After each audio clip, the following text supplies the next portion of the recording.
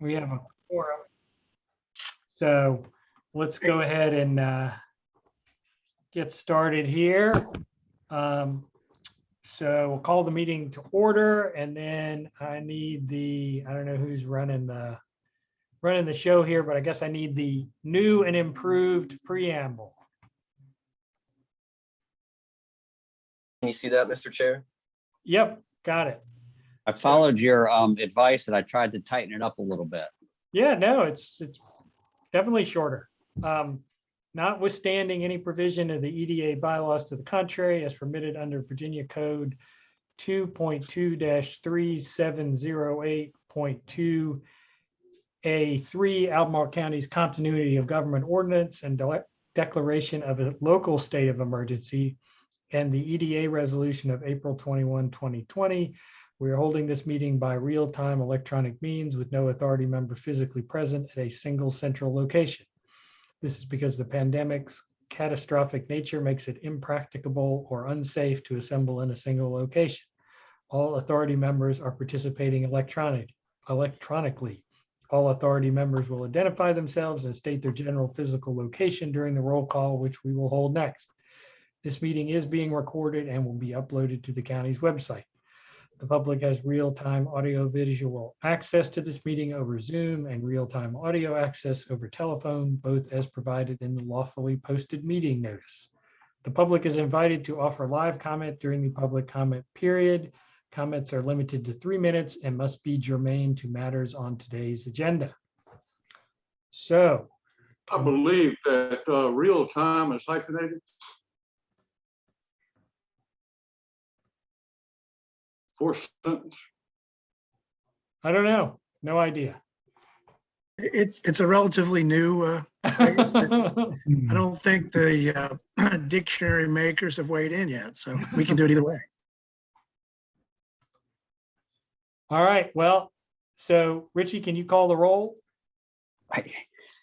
I can do that. Yeah, I'm still thinking about real time and now whether I should have a comma after real time, since those are both adjectives. So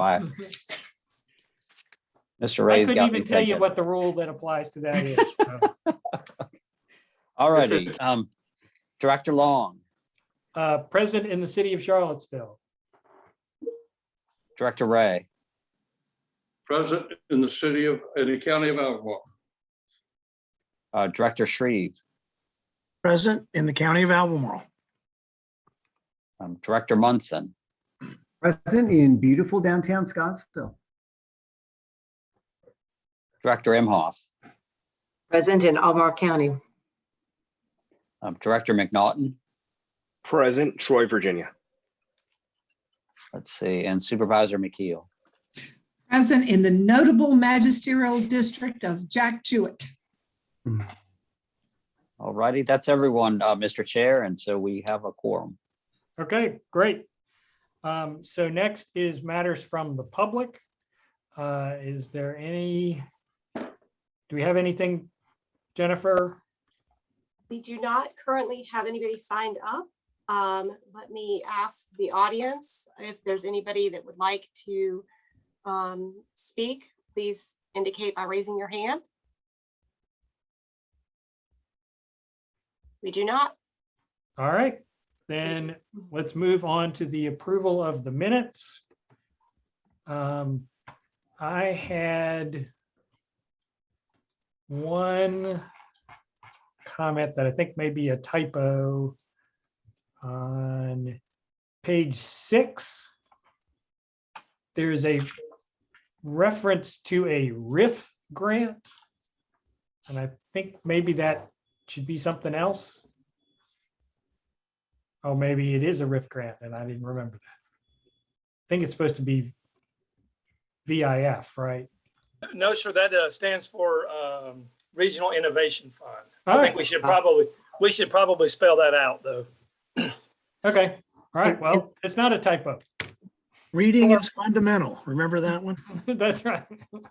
I have 2 corrections. I don't know what page they're on, but I was referring about projects in Scottsville, not Scottsdale, though. Just Oh.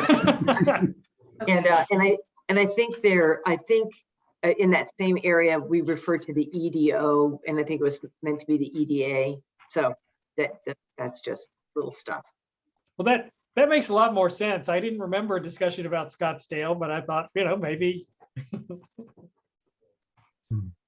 All right. We will make those corrections for you. All right. Is there a motion to approve the minutes as corrected? I'll So move it. moved. Oh, I'll Alright. second then. George got Alright. that. I'll be a second. All right. Moved and seconded. All in favor? Aye. Aye.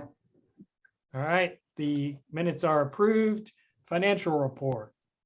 Dave, you want to present the financial report? Sure. We began the fiscal year on 7/1/21 with a cash balance of $731,824.25. That's $731,824.25. Since the beginning of the fiscal year, we have expended $25,675, $675 for legal expenses, and $25,000 for the CIC incentive grant. We've also spent $3,000 of pass-through funds, Egypt incentive for Afton Scientific, leaving us with a cash balance of $703,374.25. Funds committed but not expended yet total $156,400. These involve 3 programs connected to Willow Tree, Co-Construct, and Castle Hill Gaming. Any questions on the financial report? All right. Thanks, Dave. So on to new business. The first item on the new business is a discussion on the building reuse grant. And JT, I think you're leading this discussion. Yeah, thank you, Mr. Chair. This item is not for any action before the authority this evening. Staff just wanted to have a discussion ahead of our joint meeting with the Board of Supervisors next month in October. This is a potential tool that we could add to our tool belt. At the last EDA joint meeting that we had with the board, some of you may remember we established for the first time some of the tools and policies that we've been using since that meeting, which was in June of 2019. And those policies have served us well. They've been mainly matching grant policies for state grants, the Commonwealth Opportunity Fund, the Virginia Jobs Investment Program, the AFID grants. And then we also adopted a tool known as an Enable grant, which we've had success with. So the next tool we're looking at is something called a building reuse grant. This is something that Roger had a lot of success with in North Carolina, and that various localities have some form of, but just very quickly and very broadly, we wanted to have a discussion that wasn't too deep in the weeds, but just identified if there were any non-starters from the authority. We have run into a consistent problem in our community where expanding businesses have difficulty finding space to grow, especially affordable space to grow.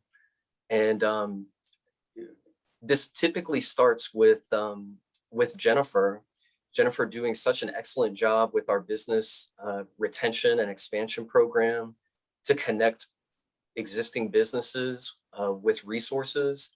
And they make the decision to grow, and they need to have a space to grow, and they're unable to find it. And so some recent examples that may come to mind for the authority of companies that have left the county, like Co-Construct, moving into the city, or even companies that have left our region entirely, Babylon Farms moving to Richmond. The 4 companies that we'll talk about in closed session tonight, Poma, Cardinal, Gadget, and Packet, they all experience this problem to one degree or another. And there are also 4 other companies that our office is working with currently that are running into this issue. And so to help solve this problem of finding space, and particularly space that's affordable, a building reuse grant would take primary businesses, which for those of you probably remember in Project Enable, those are businesses that get more than half of their income from outside the region. For those businesses that are in targeted industries, if they want to occupy space that's been vacant for at least 6 months, this grant would rebate up to 50% of those capital costs after a lease is signed and improvements are made. This would be capital expenditures, not furniture, fixtures, and equipment. So things that wouldn't be able to leave the space if the company was to move on. There's significant policy support for a program like this in the comp plan, in Project Enable, and the Climate Action Plan. Adaptively reusing buildings is a significant strategy for the county in a number of different fronts. If we were to move forward with this grant, it would be through existing budget resources that our office has, and we would be in charge of managing it. There's currently no established stream of revenue to fund economic development services.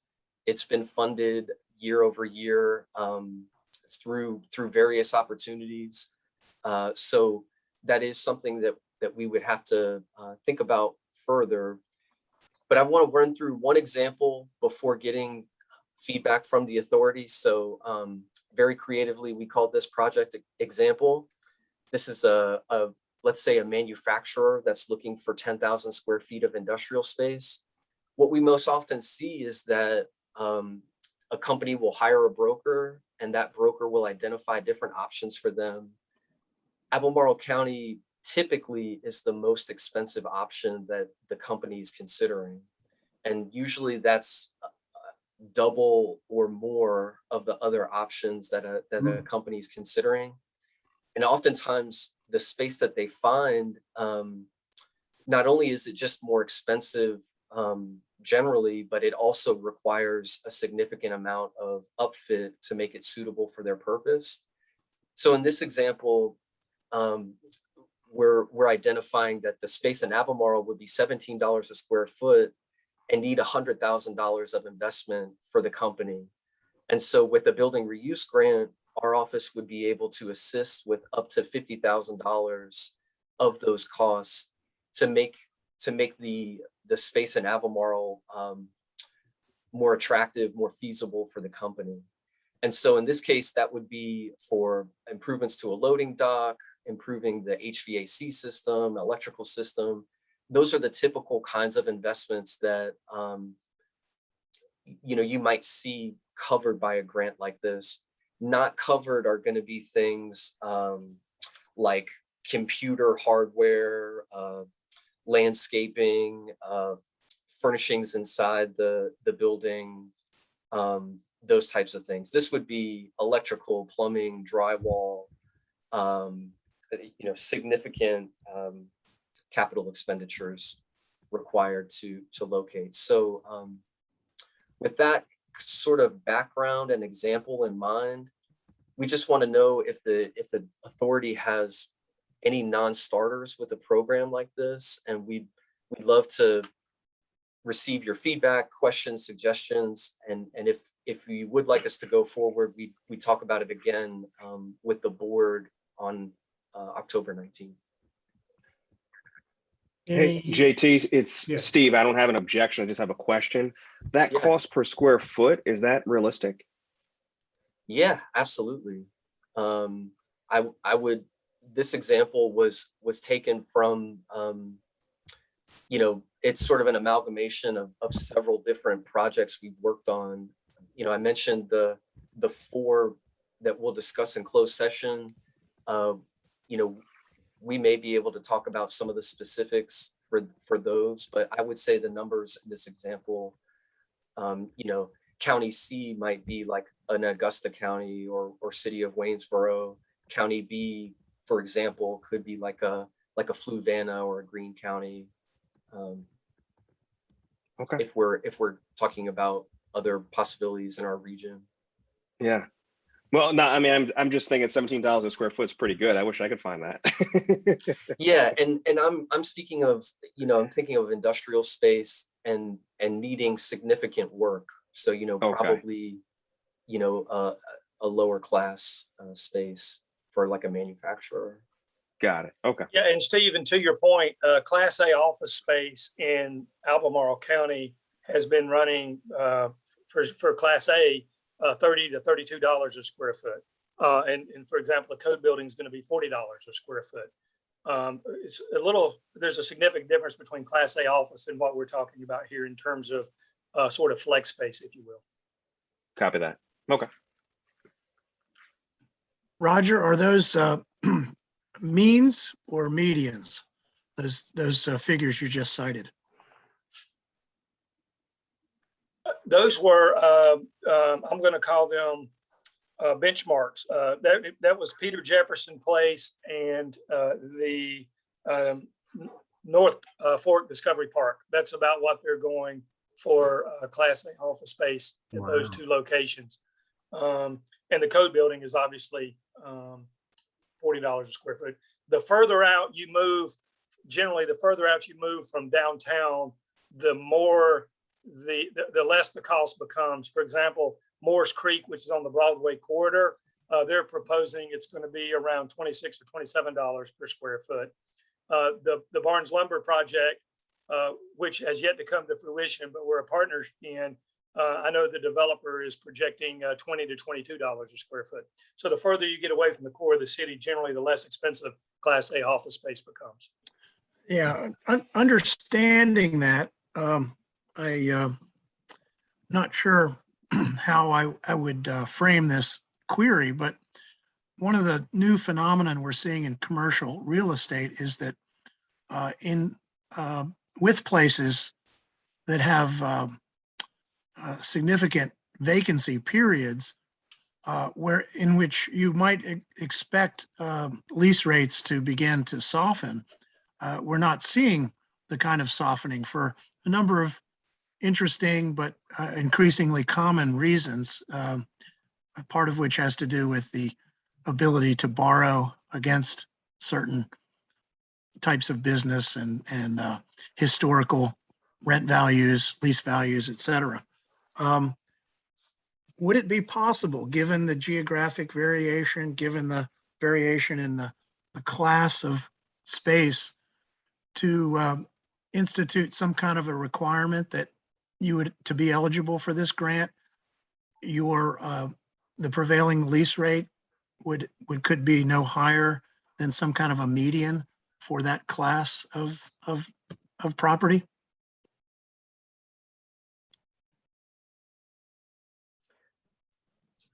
Roger might be able to speak to how it worked in North Carolina. I know some of the other agreements that we've had in place require that things be rented at fair market value as established by independent appraisers or brokers. Yeah, that's a little squishy. In other words, I think what I'm getting at here is if you just say fair market value, that sort of opens it up to, I think, a lot of negotiating space. Whereas if we're offering a significant grant that is truly an incentive, perhaps we can use this to make the market, not just react to it. That is, kind of force a subtle, but if this becomes a substantial program, a somewhat more than subtle effect on the marketplace, so that we're not encouraging increased rents and lease rates, which would hamper the development of other businesses in our community, in the future.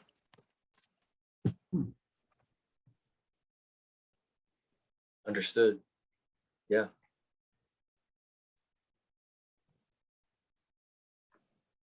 I think we might have to admit that such a target might be difficult to find in a perfect form, given geographic variation and the way in which you grade classes of property. So it would have to be imperfect, but maybe, in this case, the perfect is the enemy of the good, and we could still find something. Yeah, I'm just thinking through what you're saying. I completely understand the concept and the model you're proposing, Director Shreve. I think the difficulty is that all properties are not the same, and it'd be like applying, trying to determine the value of a car. What's the rate for a car without knowing all the details and bells and whistles that go into it? I don't know that you can apply a single rule that would be applicable across all grades of cars and or in this situation, industrial space. And particularly for this kind of space, we're going to see a lot of idiosyncratic properties that, Right. yeah. I think it's worth exploring to some extent to see if we have any leverage here, so that what we're not doing is encouraging, rising lease rates in the commercial property sector. Dave, or Director Shreve, would it be okay if we floated that concept, socialized it? Before what we will do, I'll say, is we'll socialize that concept with others, both internally and externally, and have some feedback prepared for October if you say this is something you'd like to discuss with the board. That way you'll have something to react to rather than us just off the cuff trying to solve a complex problem. That's why I raised the issue here, because I think it will require a little bit of thought. And again, I don't think we could invent a perfect measure for this or barometer, but I think we might be able to come up with something that's good and useful. And to that end, I think it's worth exploring, especially since I think reuse of existing unused property is a real key role that we should be playing. Yeah, I'm not sure if JT got into all the ways it's consistent with the comp plan, maintaining the development area, adaptive reuse for the climate action plan, as well as removing barriers for Project Enable. So there's some real pluses to this for sure, but also we wanted to understand any other concerns that you may have. I agree with that. I think it's a really good idea. I guess the one question that occurred to me as looking at this is obviously aimed at a potential tenant to space. Is there a way to, do something similar to get space into the condition that we want it to be, so it would be available to tenants along the lines of some of the other things we've talked about with new space? Are there things that the EDA could do to try to encourage the reuse or redevelopment of some of this property in the direction we want it to go, so the work's done in advance as opposed to being done once somebody shows up and said that's what they want? Post talk, yeah. Well, Hey, JT, can you go back a slide and cover the sort of the 6-month portion? So in order to qualify for the grant, Don, if you look at the under the summary of the building reuse grant, the middle bullet, the idea is those buildings that have been vacant for at least 6 months and unoccupied for at least 6 months may be eligible for a grant if it prepares itself for a future primary business tenant. So it could be an owner coming to you saying, I want to redo, this has been empty for 6 months. I want to make this into flex space or light industrial or something like that. And here's the changes I need to do. That's correct. And if they don't put a primary business on there, in there, they forfeit or they'll be responsible for, we would not reimburse them for their expenses. Okay.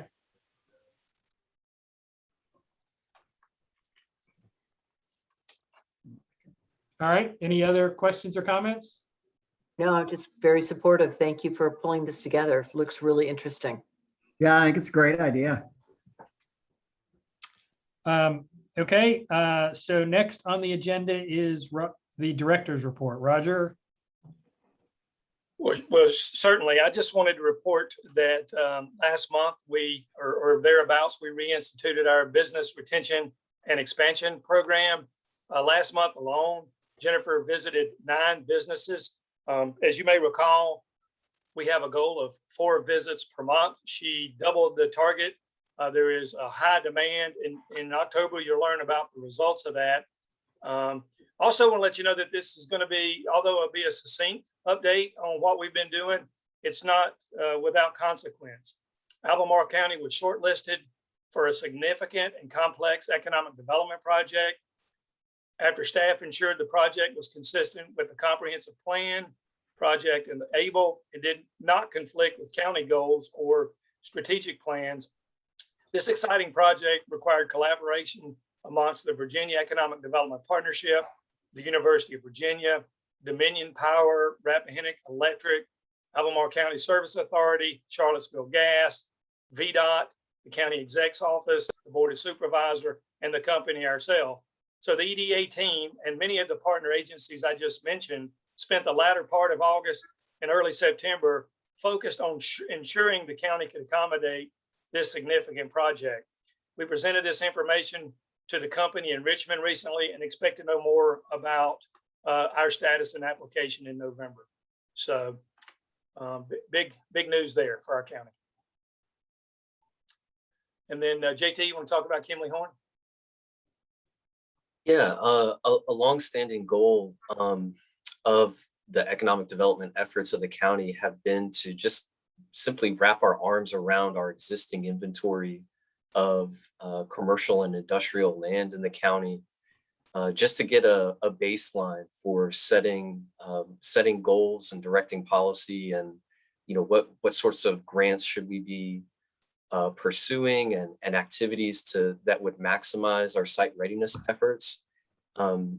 We haven't had a sufficient land inventory of commercial and industrial space or land in many years. And so we're actively working with Kimley Horn right now as a part of their work to support the update to the comprehensive plan. The first thing they're doing is focusing on these economic development goals.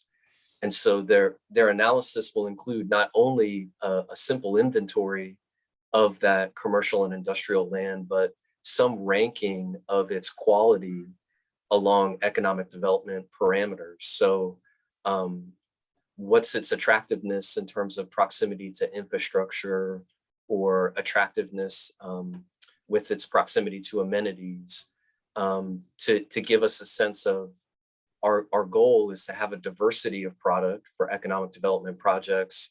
Where do we have a sufficient supply of industrial space? Where do we not have enough product? Likewise for things like the Class A office that we were discussing earlier. So we're really excited to be working with the consultant, particularly at this early stage. I think the overall time frame for the update to the comp plan extends for quite some time, but this economic development portion is occurring at the front end. So we're hopeful to have more information to share fairly soon for the EDA and board. Is there anything else you wanted to add to that, Roger? No, sir. Mr. Chairman, that concludes our report. We'll be glad to entertain any questions you have about the director's report. Kat? Yeah, with the land inventory, will you be capturing places that are maybe like underutilized at this point, like underdeveloped? And again, I always come back to Fashion Square Mall and Albemarle Square Mall, but some of those kind of properties. I expect the inventory will absolutely identify those spaces that are ripe for redevelopment. I definitely expect that to be a part of the report. This is Diane Thye. I just want to thank you. Makes my heart sing to think about that we're getting back to this land inventory that I've talked about, and we've talked about for a good while. So great news. Thank you. Thank you. All right. If there are no further questions, then we'll move on to the next item on the agenda, which is the closed session. So we have our All right, I'll make the closed session motion.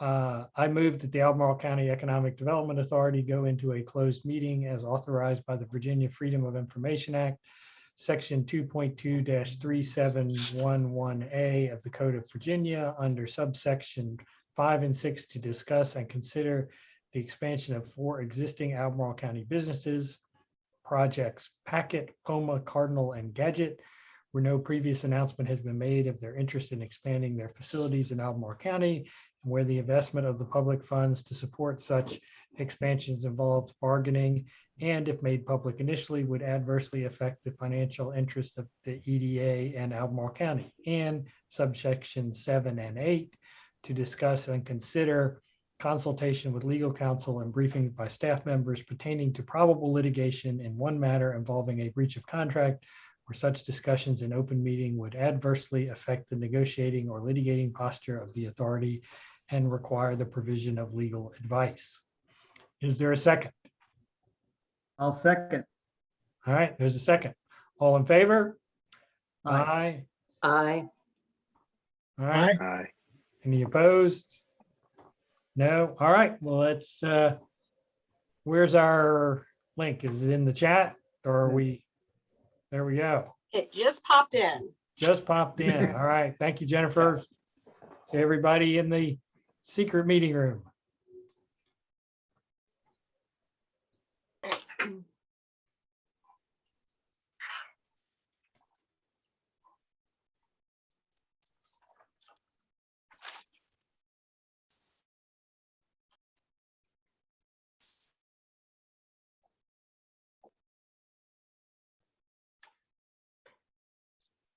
Ashley, it's in the chat if you're looking for the link. What do I do? The link is in the chat. And you just click on the link and it'll port you over to the closed session. I'm sorry, where? In the chat.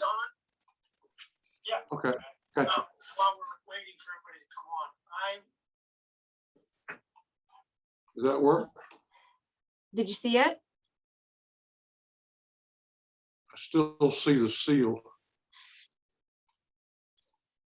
Do you see the chat, the words?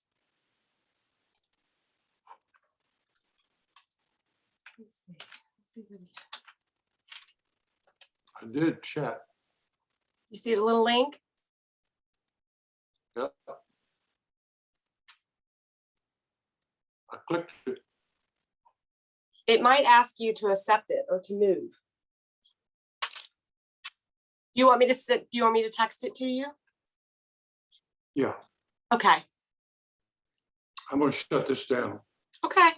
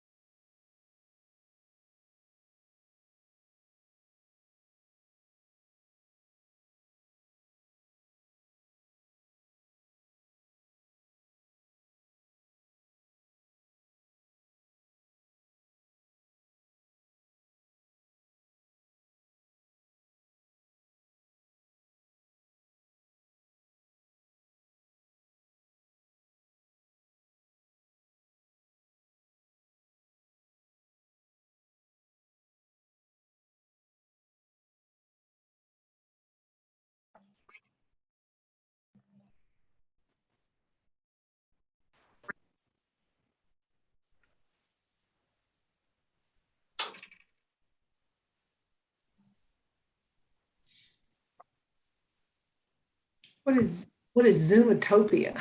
Zoomtopia. Ah, that's much prettier. Like it.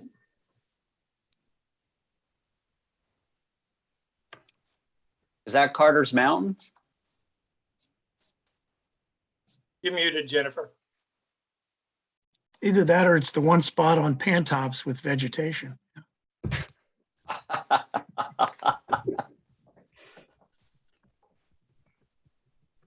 Director Shreve, I live on Pantops. Is that the view from your deck? Right, Raj? that's his backyard. Unfortunately not.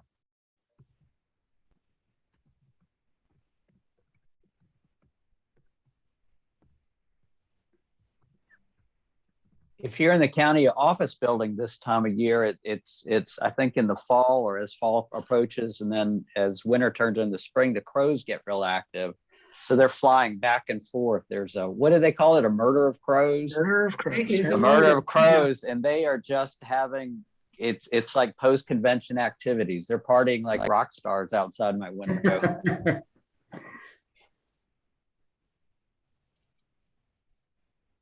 I think we might have a person or two caught in cyberspace.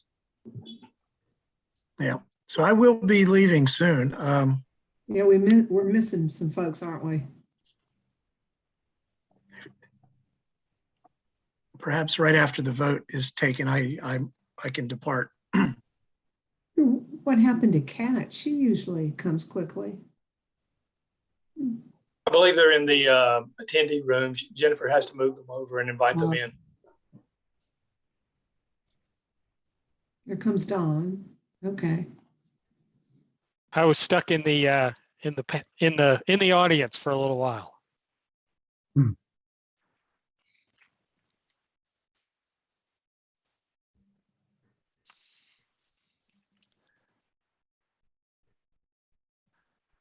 Glad to see everybody. We were afraid you went to outer space. No, we were in timeout. I had to switch over to my headset. I don't know if anybody could hear it, but whatever band is playing at the amphitheater is doing their sound check right now, and it was really loud. Melissa Etheridge. Oh, is it? Oh, okay. Oh, wow. That's where I'm leaving. We have a fundraiser associated with that tonight. Oh, nice. Oh, nice. All right. So I move that the EDA certified by recorded vote that to the best of each director's knowledge, only public business matters lawfully exempted from the open meeting requirements of the Virginia Freedom of Information Act and identified in the motion authorizing the closed meeting were heard, discussed, or considered in the closed meeting. So Richie, can you call the roll? Here we go. Director Long, Aye. Director Ray, Aye. Director Shreve, Aye. Director Munson, Yes. Aye. Director Imhoff, Aye. and Director McNaughton. Aye. All right, motion carries. All right. So I believe we have a motion, which I will read.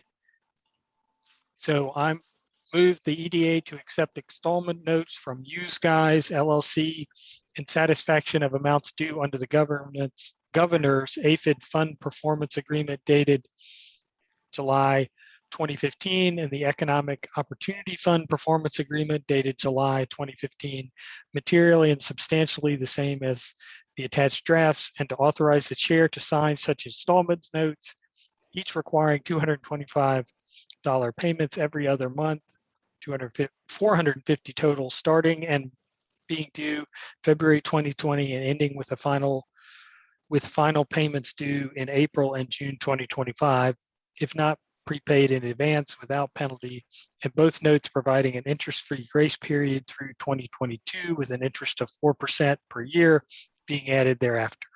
The chair's authorization is contingent upon the county attorney approving the installment notes as to form. Is there a second? I'll second. All right.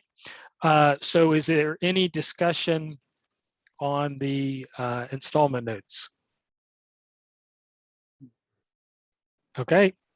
Since there's no discussion, we will vote.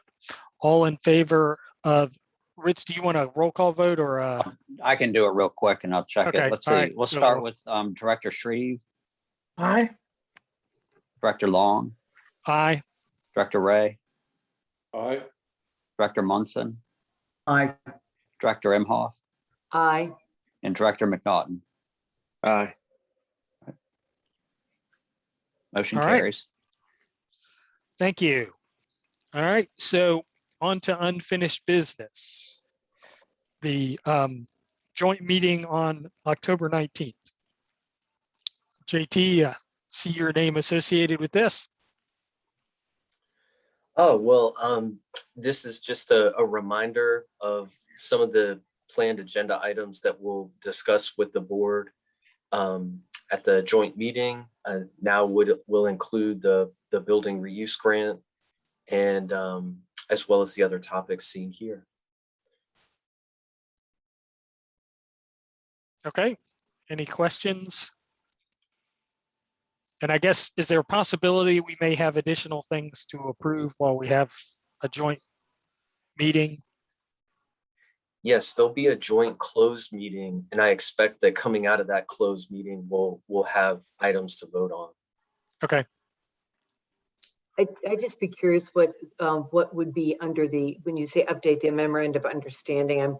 I'm just new enough that I don't probably understand the memorandum of understanding. So we'd love to know in advance what the updates are, unless they're very minor. I see Mr. Walker has, was that intentional, Doug? Did you? Yeah, well, I uncloaked, but just in anticipation of being able to add some context, but you can answer it, I'm sure, Roger. Or Don. Sure, I'll do my best, and please weigh in, JT and Doug, as I believe this MOU was created prior to my arrival here. But there was a memorandum of understanding created by the Board of Supervisors and the Economic Development Authority, which basically said that the EDA would check with the Board of Supervisors before taking any substantive actions, certainly stay out of the rural areas in terms of any activity. And then there's just some other language that limits the scope of the EDA's authority without the board's consent. There was some, while it's not necessarily listed in that particular MOU in a way that's completely understandable, there may be concerns about the EDA having property ownership. We'd like to clarify that to see if the EDA can own property and perhaps of creating a revenue stream. So that would certainly be part of a conversation we would have with the board. And Doug, did I miss anything, or JT? No, sir. I was just going to say there was also a call to action included in that original adoption that said once we had Project Enable, we would revisit the MOU. So this is just following the existing MOU's guidance. Will this be a virtual meeting? Yes.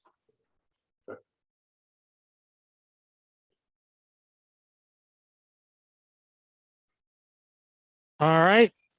Any other comments on that?